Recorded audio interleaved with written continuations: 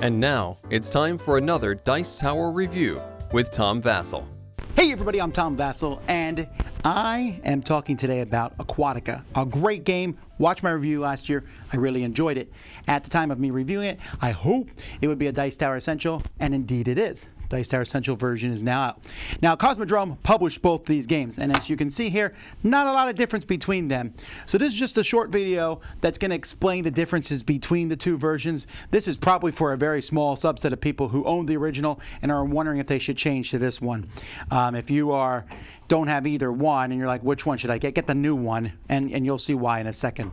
I'll just save you a bunch of time watching it. But there's not a lot of differences, but here they are. All right, let's take a look here. So honestly, looks alone, there's not a ton of differences. You can see the boxes look pretty much identical. Slight changes, and of course Dice Tower Essentials on the new one. So inside the boxes, now this one, don't read into the fact that this one's beat up. It went to a convention and got played a lot. But we're going to take a look in the rule books here. So first of all, game components. Game components are fairly similar. The biggest difference here is that there are only 18 ocean character cards rather than 27, and there are 23 wild mantas instead of 31. There's also not a notepad for scoring because you just don't need it for this game. You just add up your points at the end. And then the gold tokens are going to be different. There's 5 of them here and 6 of them here. Now, you're like, oh, you're getting less content in a new one. Well, not particularly. There's 2 of every copy, 3 of every copy here. It just means you'll see different ones more often in this one. So that's it for there. You'll see the player setup. There's minor changes throughout the rule book. They show a few things differently, but it is essentially the same thing as you go through.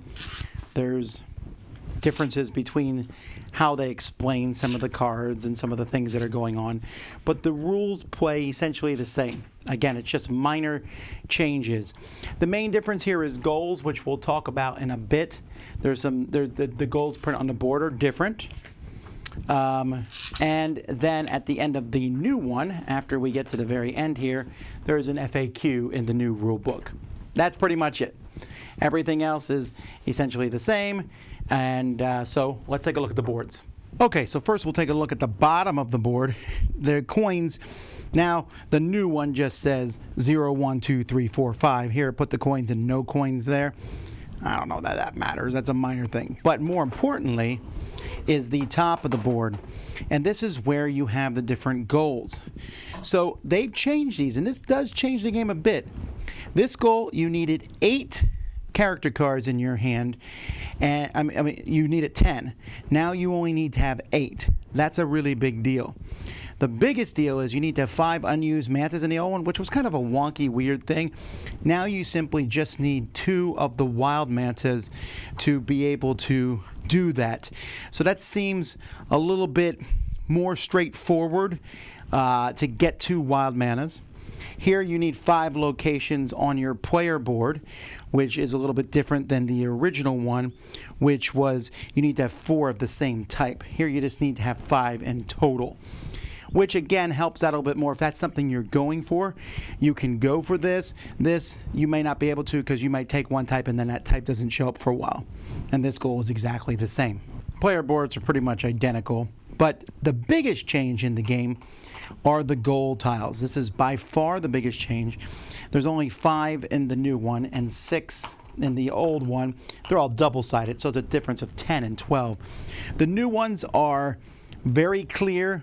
Again, here you have getting 3 mantas, and I went over them side by side, and in fact we're not going to go through each one of them, but you can look up in the rule book, you can see them.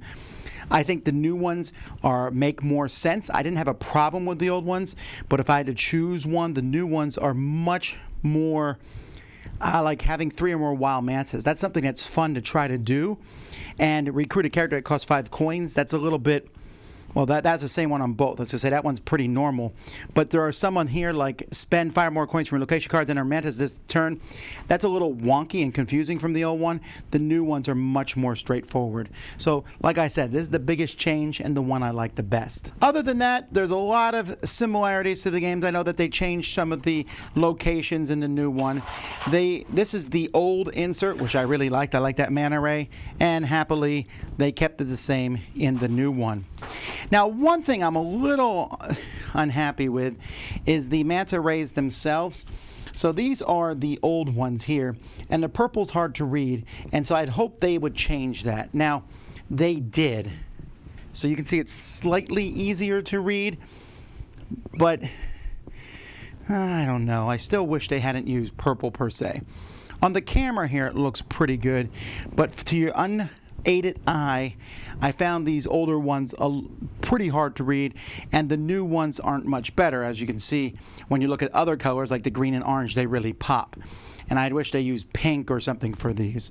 But that's pretty much it. For cards, we have the regular character cards are exactly the same, with the difference the Matrona is the only one that's different, and it just says in 2 players discard the leftmost character in the ocean. No worries.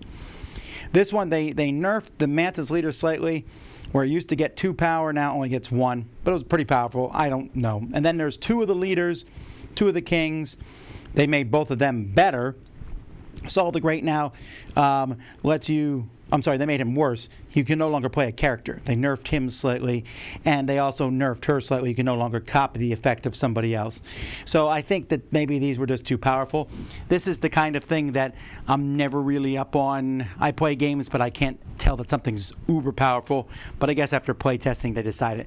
But these are all really minor changes.